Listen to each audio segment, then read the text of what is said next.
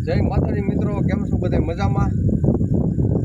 તો વરસાદનો નજારો છે. આપણે ધાબા ઉપર બેઠા ઊભા જોઈ શકો. દી આચમાનો સૂર્ય ભગવાન એની ઘેર ગયા એ પછીનો વાડી વિસ્તારનો નજારો જો તમે કાંઈ ઘટે નહીં.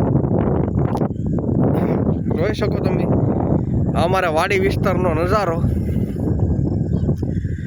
સૂર્ય ભગવાન આત્મીને એની ઘેર વહી ગયા અને આ વરસાદ છેટો દેખાય. વરસાદે વિરામ લઈ લેતા. ડીએચમાંનો નજારો છે. આપણા વાડીના તાબા ઉપરથી દેખાય બધો નજારો, કાંઈ ઘટે નહીં. જોઈ શકો તમે એકદમ ફર્સ્ટ ક્લાસ ઠંડુ વાતાવરણ થઈ ગયું, એકદમ કાંઈ ઘટે નહીં.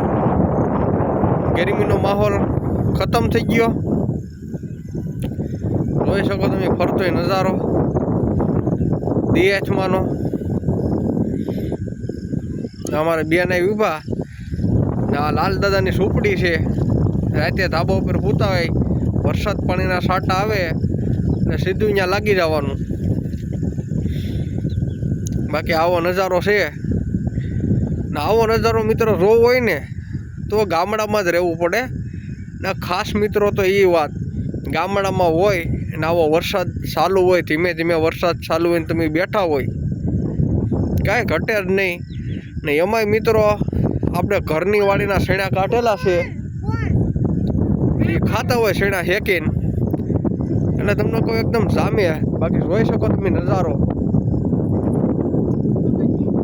આપણે તો એવી મોજ કર્યા કરીએ. ને આ છે આપણે દરિયાદું કહે ને માણા, દરિયાદું.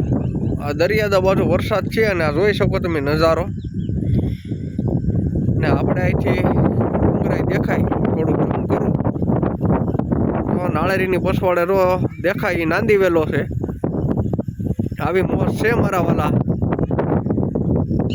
બાકી ગામડામાં તો મિત્રો સુખ ને શાંતિ અને નિરાશ એના સિવાય બીજું તો તમને મળી જાય, પણ સુખ અને શાંતિ જે મળે ને એવી એકેય તમને ક્યાંય મજા ન આવે.